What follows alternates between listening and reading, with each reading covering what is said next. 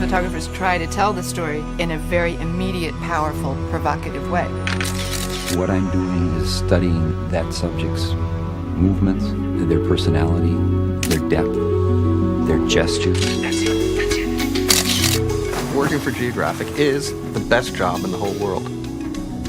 It's also the hardest job in the whole world. The intensity you have to live with the photography. Most people aren't willing to pay the price. You're a little bit like a Texas Ranger. You're out there by yourself, on your own frequently, just doing your thing. It's just a little moment at a time, and you capture it in the box, and then you put it on the page. Once it's there, you've captured something that possibly could never be captured again.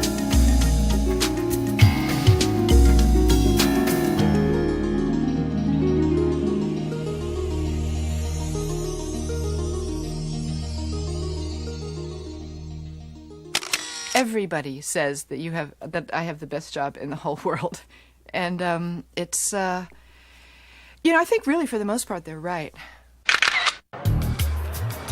Jody Cobb is a National Geographic photographer, covering a journey across Europe on the legendary Orient Express. For Cobb, it's just another chapter in a career that's taken her to places most of us only read about. The train manager and all the crew on board wish you a very pleasant journey on board the Venus Simple Orient Express. Thank you. Mesdames et messieurs, bonjour et bienvenue à bord du Venus Simple Orient Express. You're really your own person out there. You're a one-man band. You figure out where you're going to go, what you're going to photograph, who you want to see, what you want to see in this country or this place, how you want to tell this story. Telling the story of this train trip will take Cobb only a few days, but some assignments can last for months, usually in less luxurious surroundings. Collectively, National Geographic's photographers shoot nearly 150 stories every year, traveling more than 1 million miles. On any given day, there may be a dozen of them in the field, in as many different countries, searching for unusual subjects, unexpected moments, and memorable images.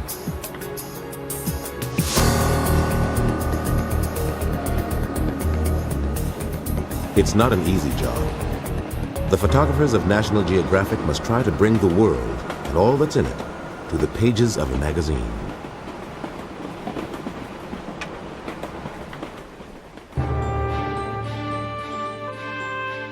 From its earliest issues, more than a century ago, National Geographic magazine brought the world to its readers, not only with words, but with pictures.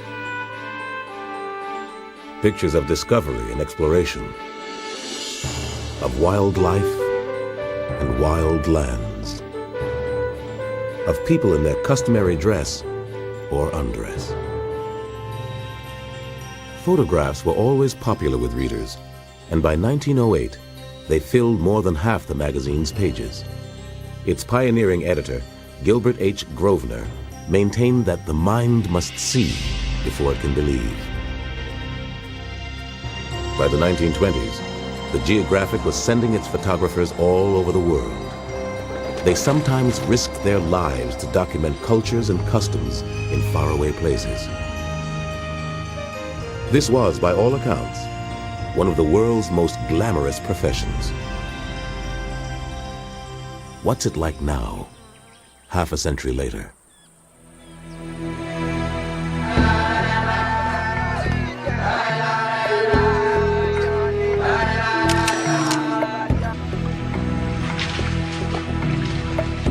The image of the National Geographic photographer is just as romantic today as it ever was. It still seems like a dream job. But how does the reality stack up against the dream?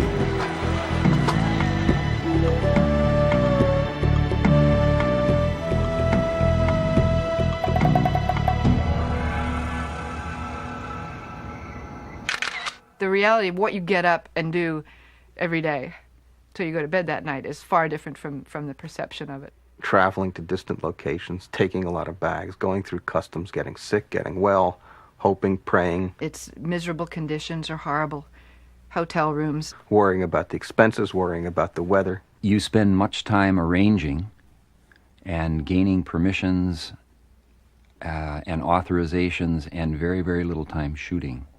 It's loneliness and fatigue, and it's assistants who won't show up, and it's helicopters that develop engine trouble. The plane I was flying in crashed into a lake. It's a bit insane. It's totally abnormal. It's diseases. I've had malaria 12 times. Broken my back, had malaria, been seasick. They broke into my hotel room at 2 o'clock in the morning and robbed me at gunpoint. And it's, all those things. It's, God, maybe even the troubles are more glamorous. Sometimes, troubles in the field can turn into an advantage. Jim Stanfield was covering the reenactment of an historic flight from England to Australia in a replica of a World War I biplane. On the 29th day of the flight, over the island of Sumatra, disaster struck. Engine failure forced a crash landing. Stanfield and the crew narrowly escaped death, but he was hardly aware of the danger. He was too busy making pictures. I certainly didn't expect to go down in a rice paddy, but it led to a portfolio of photographs that we certainly did not expect. You're working a little bit in shock, you're working a little bit on automatic pilot. I found photographs in that coverage that I didn't remember photographing, even some of the people. So here was a situation that it was a misfortune to the project, it was disconcerting to the pilots, but it did work for me.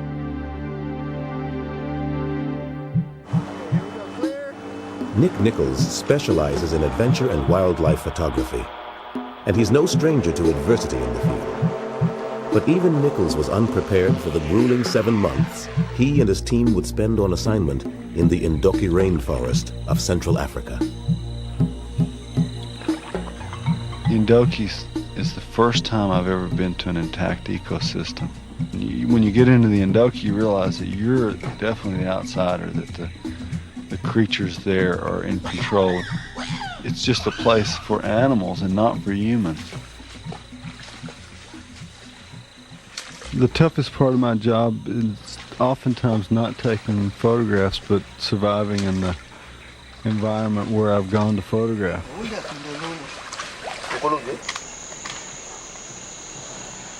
The intensity you have to live with the photography. Most people aren't willing to pay the price. I mean, I teach workshops, so I see students all the time, and they really think, wow, you get to wander around the world and take pictures. I say, no, I work.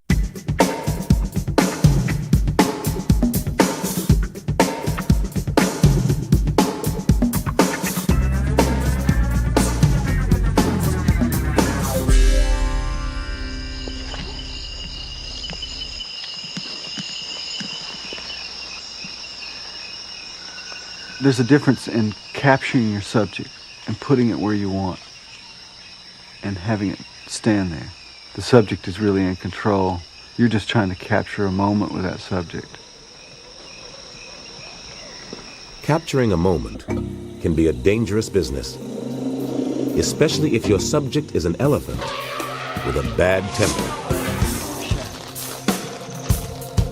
I mean, I'm standing in a stream. The elephant's running straight toward me. Really what I'm thinking about is when to run. And so I push the button at the last possible moment, and then I start running. And think, well, I wonder if I got it. I wonder if it's in focus. I wonder if it's properly exposed. And then when you see it, it's just a roaring moment.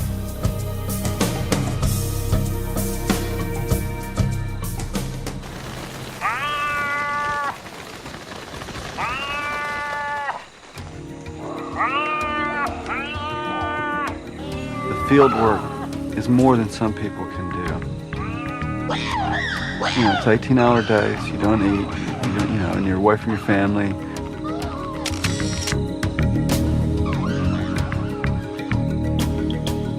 I mean, we lived in a forest that's got probably the most insects on the planet in it. Not only do they give you disease, they sort of drive you crazy with biting you all the time, or in your ears, or in your eyes.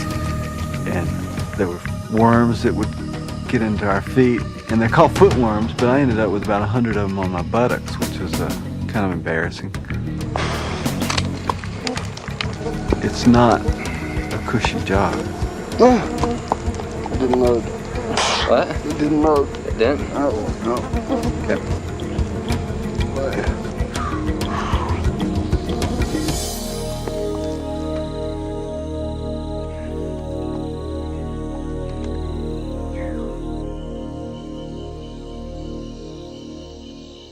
In spite of all the hardships, even in a place like Ndoki, Nick Nichols manages to create images of classic beauty with a unique flair.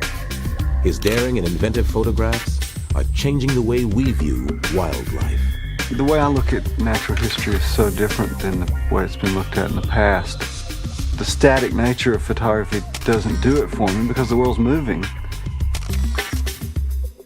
And I'm very much a product of the 60s and popular culture, so I see with bright colors and I see with a little flash on the camera and it's the edges that the movement creates.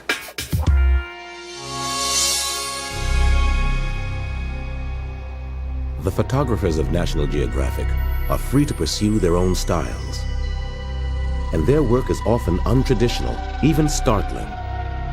They're not only journalists, they're artists, creating pictures that dazzle as well as inform.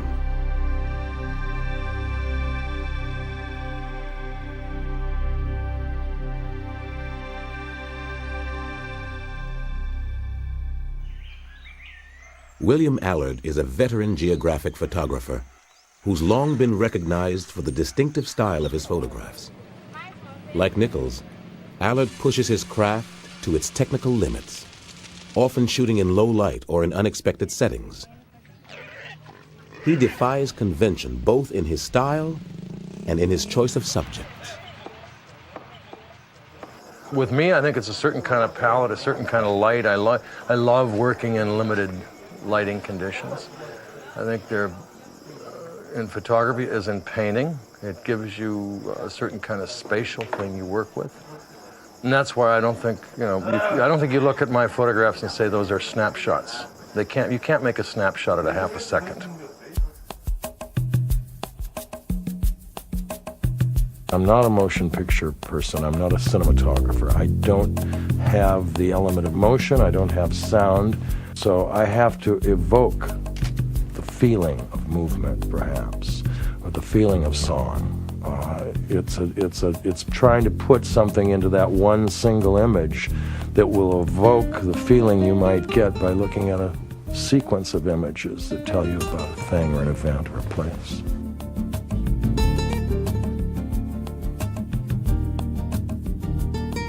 National Geographic magazine publishes more than 1,000 pictures every year. And whether they're traditional in style or more avant-garde, they all must meet the same high standards. So, what makes a great photo? Just ask the photographers themselves. I'd like to think that an ideal National Geographic photograph is one that is clear and sharp and abides by the basic rules of what is a good photograph, that you have a strong center of interest, that it is sharp, and that the composition is good.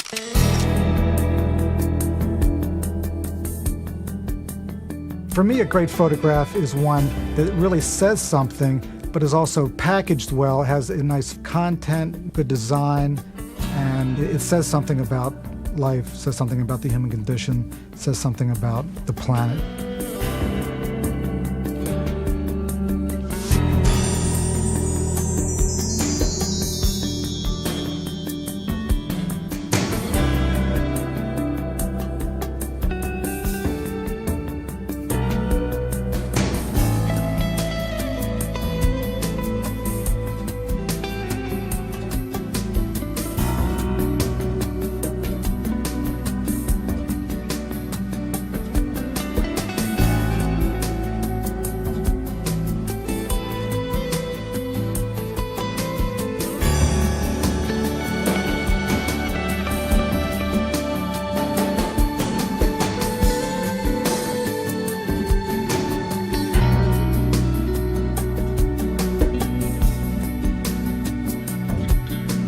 Because Geographic has faith in their photographers, they give them the time in the field to do deep, thorough, intimate coverages that are comprehensive. And Without intimacy, you cannot get the kind of photographs that readers of the Geographic are used to. Close, personal, powerful photographs.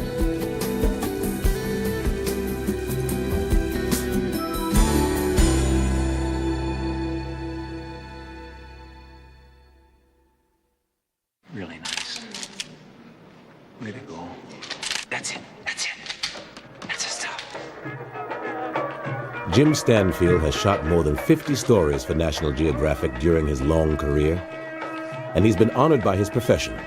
4 times he's been voted Magazine Photographer of the Year. One of Stanfield's specialties is the historical story evoking the life of a lost age, like that of the 16th century Ottoman ruler Suleiman the Magnificent. In a village market in Turkey, he searched for characters who might somehow personify the people of Suleiman's day. Stanfield looks to the faces of the present to capture the personality of the past.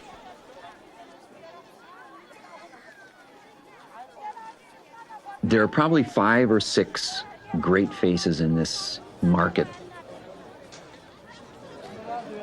But I probably burn 2 rolls totally on this lady because I believe she has the fiber that I was looking for. She had the strength in her face and body that makes up the personality of what people may have been 400 years ago. And I was just waiting for an expression. What I needed was a smile or a giggle from her that might set her apart.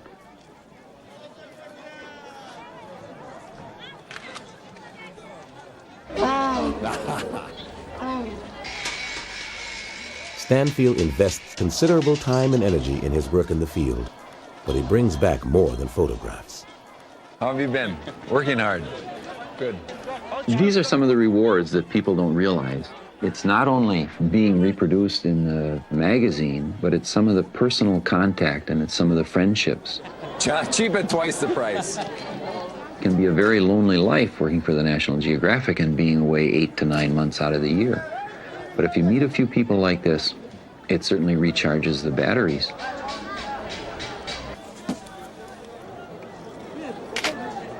Much of the photographer's time is spent simply finding the right subject to shoot. But he still needs a special talent to forge a personal connection, a bond of trust. Her first name is Fatma. She took a liking to me in Suut during the celebration of the nomads. She has cattle or she has goats and cattle. The most difficult part for a photojournalist is weaving him or herself into the lives of the subject and putting the subject at ease. Did I have the berets today? Even though you don't speak the language, I think that they see an awful lot in your eye. I don't think it takes very long for them to realize that I'm very serious about my work. I'm trying to do the very best for myself and for the subject. And I think they get a big kick out of it.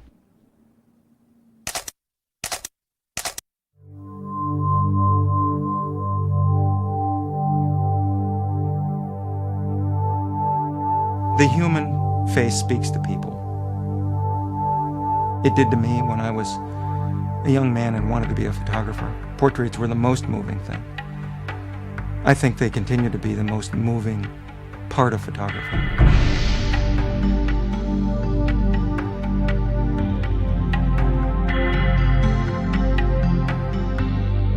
Sometimes there's an absolute immediate emotional thing that happens when you see somebody that you know, A, going to be a wonderful photograph, but B, there's something about them that makes them a wonderful photograph, and that's usually something internal with them, not just the way they look, but their way of relating to the world, of responding to the world, of responding to me as a photographer, and it's a spark of life in their eyes, like the child in the Vietnamese refugee camp, whose eyes and my camera locked at that moment, and there was sort of that spark of recognition, that spark of communication or something between us.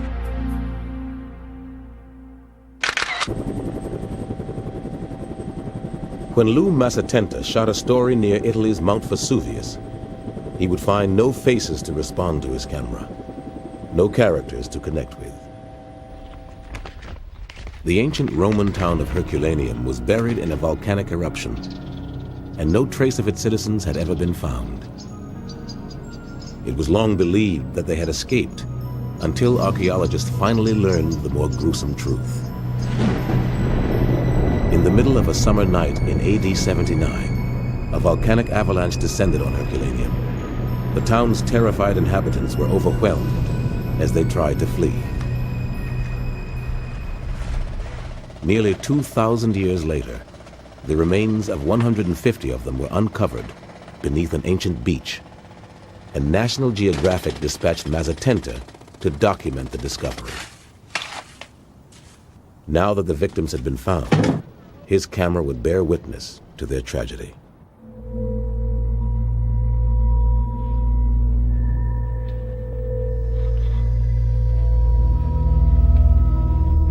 It's really like walking on glass.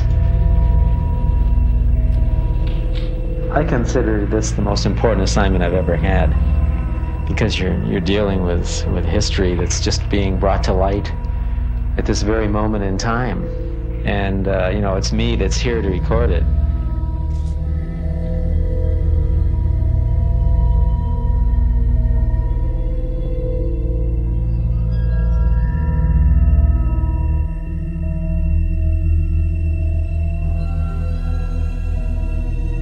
I think the moment I opened that door of that chamber the first time and walked in, and the light was still rather dark and my eyes had to adjust, and I saw slowly these skeletons all laying on the floor. And then as I looked closer, you could see people hugging each other, and you realized that this was the way they died, that they were just frozen in time at the moment of their death. And it was very, very emotional at first.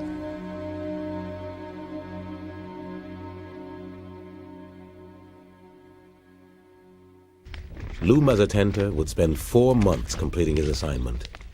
But taking pictures is only one step in creating an article for the magazine. Back at National Geographic headquarters in Washington, the photographer faces a different kind of challenge.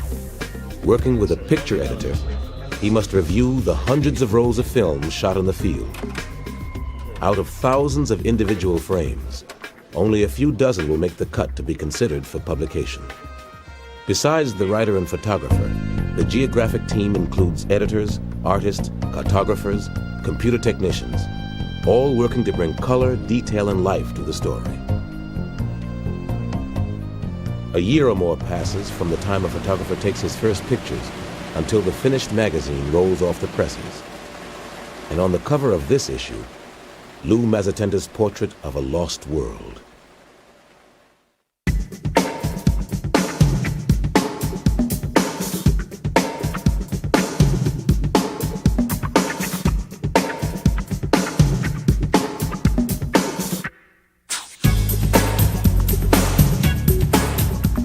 The cover is a crowning glory. It's the jewel in the crown. I think it makes all of your efforts complete. To have the cover means kind of that you own the issue. I can see that issue from across the room, and I know it's mine. My story's in there.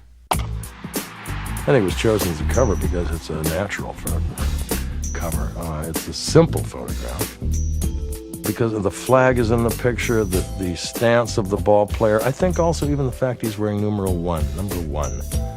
I mean, all these things kind of fall into place, and the light was gorgeous on that South Texas afternoon. That picture is a result of simply showing up for work on time. I got there, they played the national anthem, the light was very nice. Not a difficult picture to make. The writer and I were lost in Dublin, overdue for an appointment in a remote suburb, and we're really racing around Ireland looking for the right road. And we passed these 4 children with their horse. They were walking in front of a great stone wall, and they had this pony, and the light was gentle and graceful. Someone saw them who knew them, honked the horn, and they all looked. They looked off camera, the wind blew, and I took the photograph. 1 frame, 1 moment, and it catches them unaware. And that's the power of the photograph. A lot of times you know it instantly. You know at the very minute that you click the shutter that the picture is there. A lot of other times it's a surprise on the film when you get home. For example, the picture of the women here at the swings and the Saudi women cover. I didn't really realize at the time that was going to be as compelling a picture as it was. You know, I saw the light and the movement and the shapes, but I didn't realize how the way her hip line goes would be quite so seductive, and to work with the expression in her eyes, and that the kid on the swing would be going right at the moment that it was. Those things you don't know. You hope for the best. I think a cover needs to be simple, direct, and it has to reach out and grab the reader. This picture was chosen for the cover because it kind of summed up the whole plight of the Afghan people of this time. And there was a very small country. They were invaded by a superpower.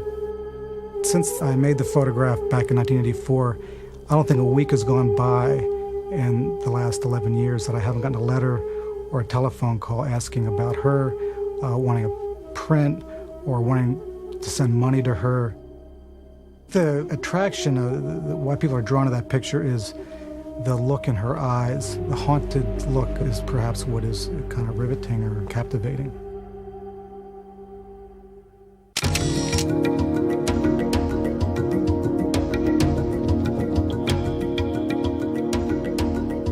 Wildlife photography is virtually a trademark of National Geographic.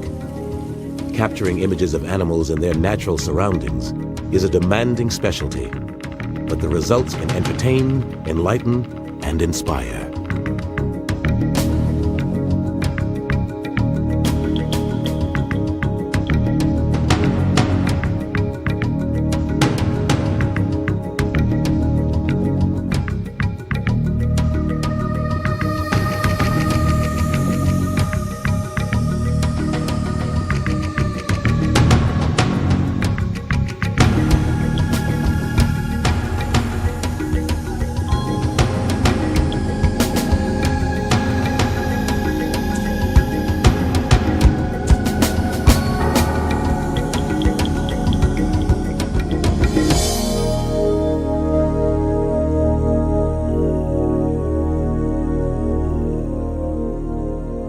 From the magazine's earliest days, photographs of animals were among the readers' favorites, and geographic photographers were pioneers.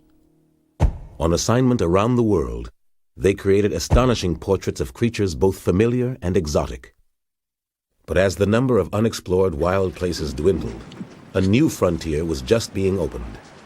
With the development of the aqualung in the 1940s, for the first time, man could explore and photograph the hidden world beneath the sea. An early convert was National Geographic photographer Louis Martin. In the magazine's first large-scale underwater stories, his groundbreaking pictures provided a startling look at the creatures of the deep. Martin's work helped to inspire the next generation of underwater photographers. One of the best is David Doubilet. In his 25 years of working for the Geographic, Doubilet has shot more than 36 articles. His work keeps him in the field most of the time. I really would like to have a regular life. If I could, I'd like to live in New York, take the elevator downstairs, and swim out into the street and take pictures. Home for dinner every night. Can't do it. I have to go to the ends of the earth, and then when I go to the ends of the earth, then I have to go underwater.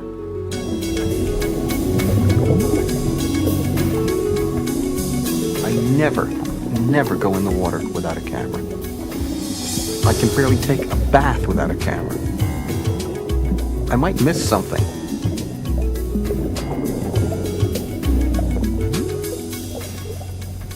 I figure I've been underwater now 100 days a year since I've been 12 for 3 hours a day. I don't know what that adds up to, but it's a lot of time. Underwater is half shooting pictures and thinking about pictures. The other half is hunting, finding the stuff. It's a little bit like trailcraft, you know, walking through the woods. What's that? What's that sound? What's that thing? Why are these fish doing that? And after a while, you begin to learn how the sea works, and it's a very complex, very little understood place. And you've got to find things.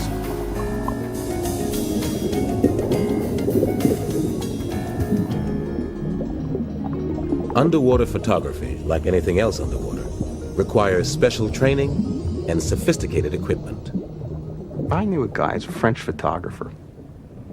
And he turns to me, smoking a big, thick Gaulois, he says, David, I'm interested only in the image. I am not interested in the equipment of the photography.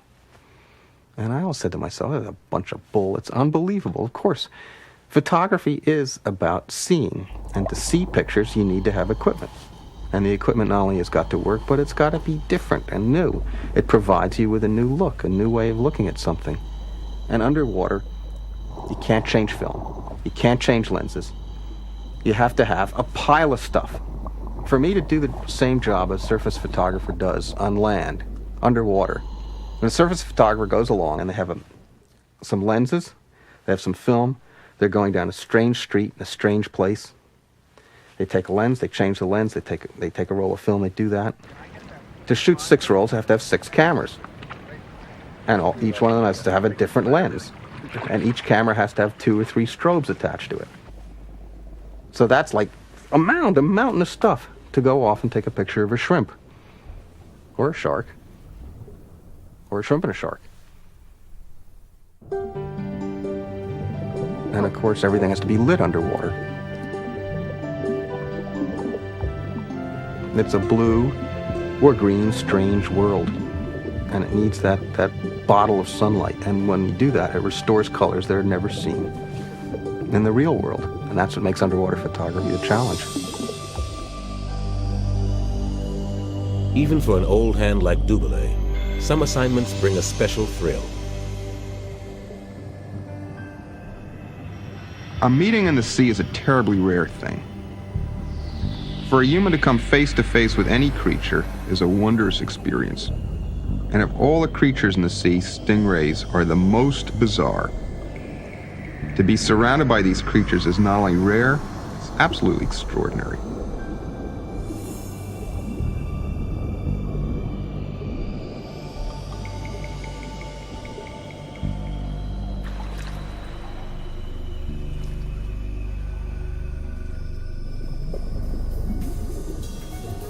David Dubelé's unforgettable encounters with wildlife and the resulting photographs more than make up for all his hard work and sacrifices. Is this the Japan? But he doesn't forget the readers. They too must be enlightened and transported by his experiences. I want somebody who looks at one of my pictures to cross that barrier of the printed page and then go into the sea. To become basically one with the ocean, as it were, as corny as it sounds. But if they can sort of let themselves go and rattle around in the frame of the picture and feel the ocean, then it's a successful picture.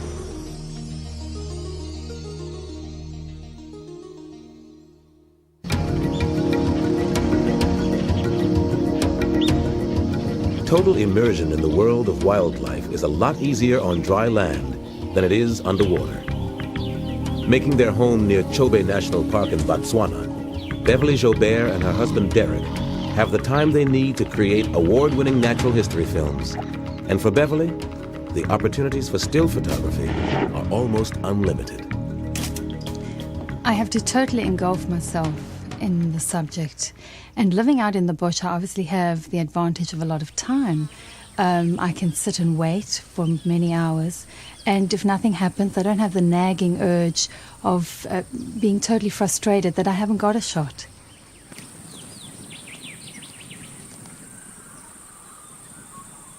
We see and learn something different daily out in the bush. It's amazing.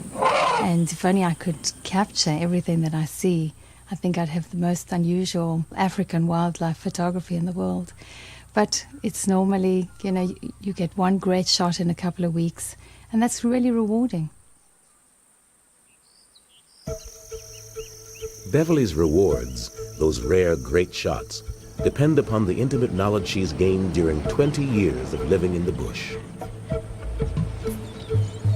The most important thing is to become a part of the wilderness.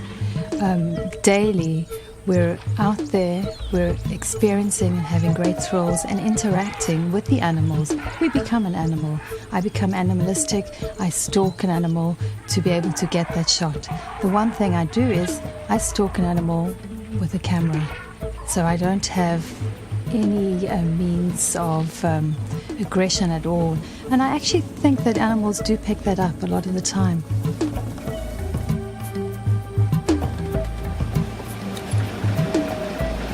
I hope the lions don't spot this one because there are not that many around. Obviously, it's much harder living in the bush than living in a city. There are a lot of things you have to do, like draw your own water. You can't just turn on a tap and have hot, flowing water. There's an incredible calmness in the bush, and you actually become sort of one with what is happening around you, and your spirit feels, just so great that I don't think I could ever live comfortably in a city.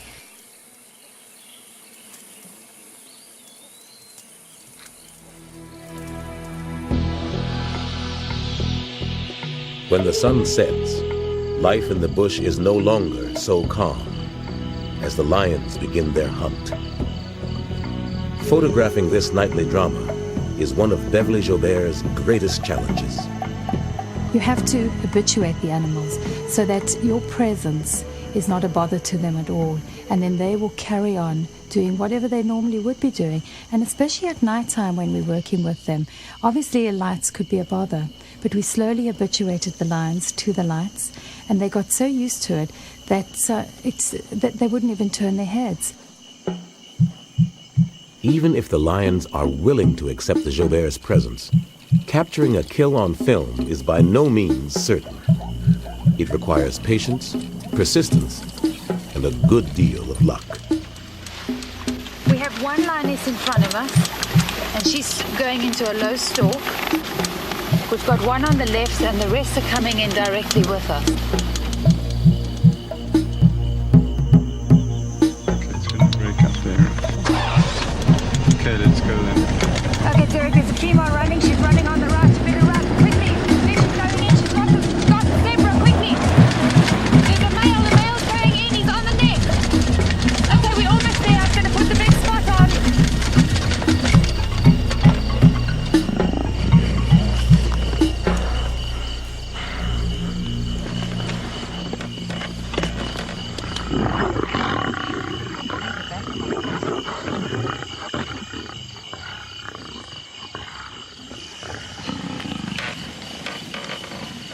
As this primal scene plays out in front of her, Beverly must find the presence of mind to balance her lights, her cameras, and her emotions.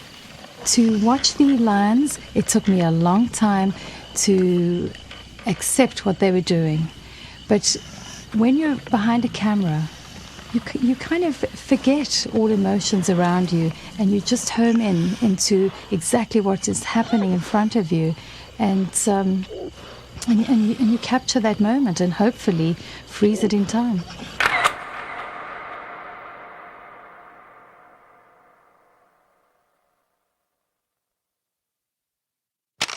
For Beverly Joubert, freezing a moment on film is the essence of photography. But her success depends upon finding the right moment. Take, for instance, the lion catching the baby elephant.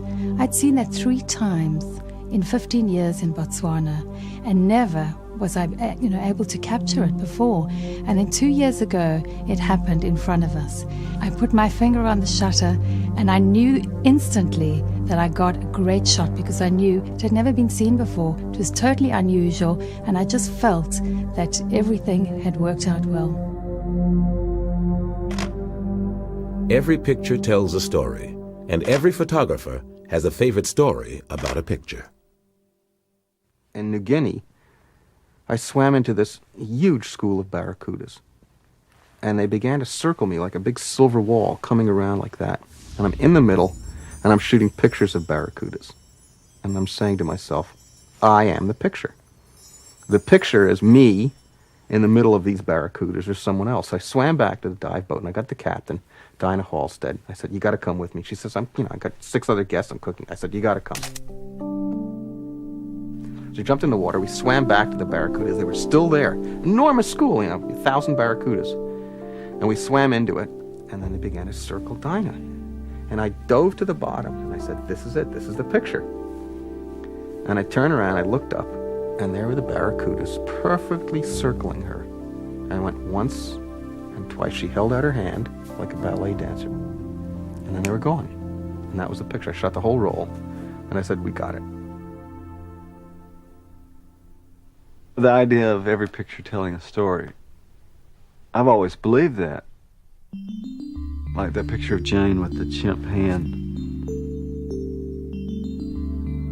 I saw it happening, and I didn't know if I could capture it. I looked over my shoulder, and Jane was offering her head to a chimp that would really actually be threatening to kill her. Because she studied mother-infant behavior so long, she knew exactly how to disarm him with body language.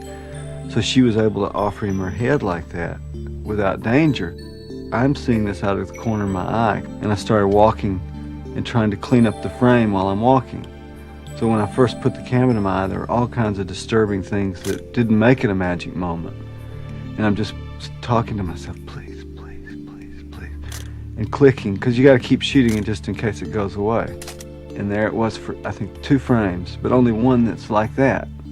And then I just, whew.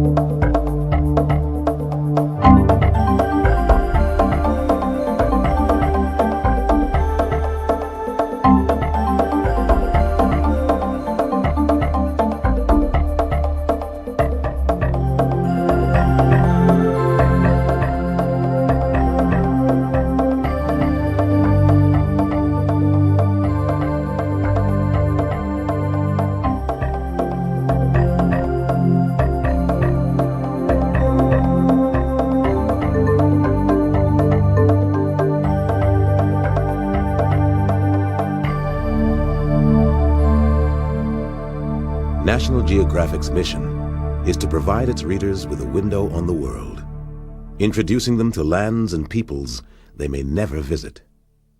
Often, however, the photographers must work in places where outsiders are unwelcome. I personally like to do the photography of closed worlds, hidden worlds, societies of people that you normally don't get in to see, like the women of Saudi Arabia. Probably 99% of the women I asked to photograph said no. The situation there is that they had to get permission from their father or their husband or some male guardian. And the punishment for these women to have been photographed and have had their picture appear in a magazine like this is quite something that we in the Western world don't really understand. They could be banished from their families, they could be divorced from their husbands, they could lose their passports and their ability to leave the kingdom or to travel, just because of this perceived taboo against being photographed.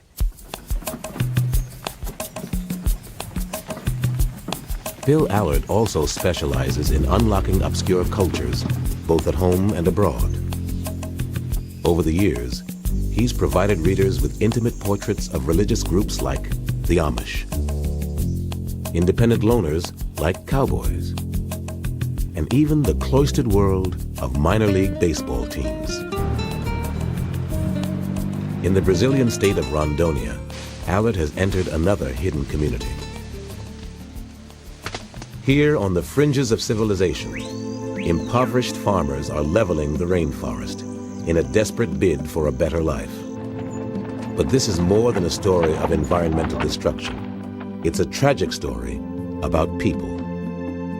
A lot of these people have farmed elsewhere, but they were crowded out by big money, by corporations, big farmers, operations, and driven in the direction of Rondônia, where they're able to start again with their own land. I'm fortunate enough when I work for Geographic that they kind of turn me loose. So I can wander down the road and I can respond to the area, to the region, and to the people. To get to the heart of a story, a photographer must sometimes encroach on his subject's privacy, and that can present an ethical dilemma. I'm going in here now, and I've been taking pictures here for 10 minutes. They've never met me before in their lives, and we just kind of descend upon them, and we're intruders. We're always taking, and the best you can do, I think, my feeling is, because it's undeniable that we are intruding, so I think we have to try to do the best we can to make that intrusion worth some merit to them. Sometimes a photographer is able to give something back. For Allard, the chance came after he photographed a young shepherd in Peru. And I was just wandering along the road, as I like to do, and came upon this boy, and he was just sobbing, all broken up in tears.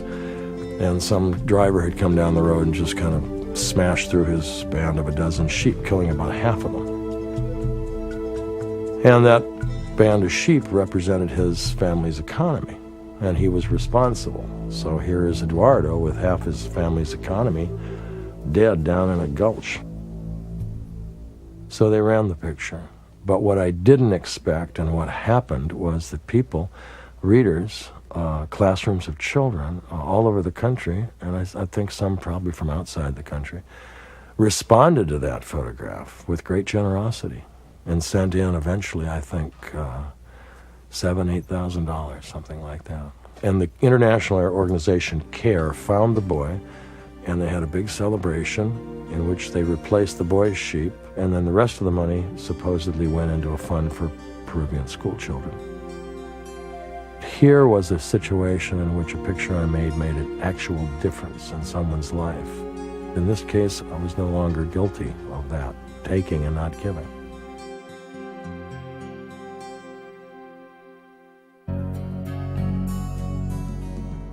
Though their job is simply to document reality, photographers can't help responding to the hardships of their subjects' lives. This seems especially true in Africa, a continent that has suffered centuries of exploitation, but continues to inspire and challenge.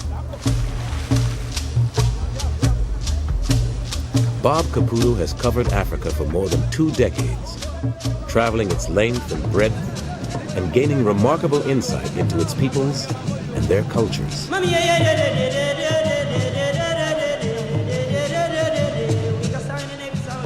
For Caputo, cultural barriers are made to be broken, and his camera provides a way in.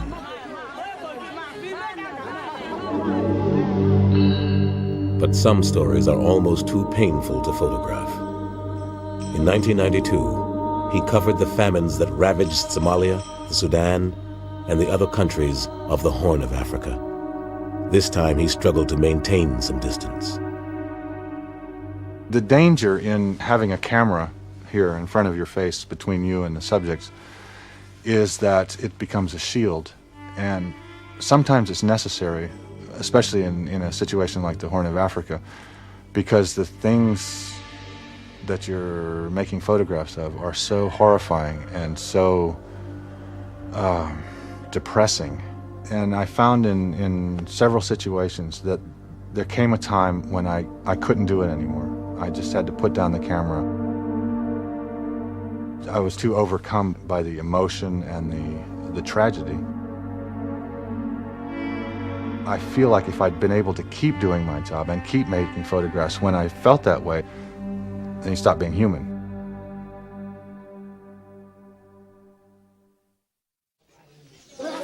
Caputo has chronicled the joys and the tragedies of the people of Africa, and they've given him far more good memories than bad ones. Invariably, everywhere I go, people are incredibly generous and hospitable and welcoming, and I've never felt out of place, and I feel a real responsibility to convey accurately their lives.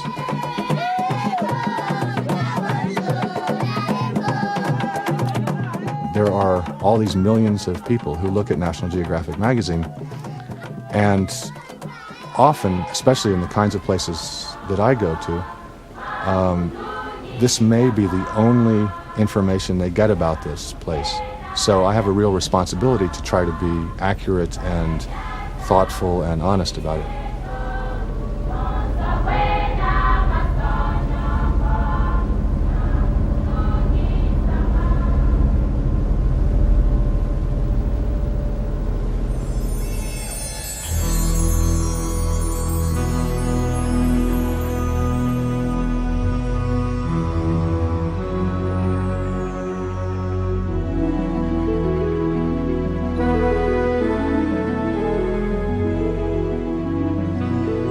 Somebody says, boy, you really work hard.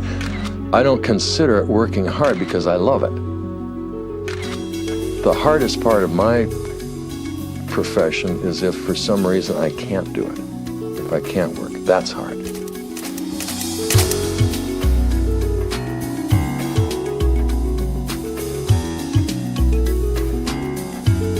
I think we really live in a global world now, and for me, that's the geographic's function, is to keep telling the story of the rest of the world to people. But also, in my photographs particularly, I would like for people to get an understanding and appreciation for other people in the world. I feel that I've been incredibly fortunate to be able to go to all these places, meet all these incredible people as a sort of emissary and a intermediary to bring that stuff back for people here. But on a personal level, I've been really lucky to have been able to live like this. One of the things that photography has special to offer is it's a slice. It's just a little moment at a time, and you've captured it in the box. And then you put it on the page, and you can look at it for a long time. It never goes away. The elephant just keeps charging. But that was only at 2/50th of a second back in the swamp. But now it's going to live forever. That's pretty neat.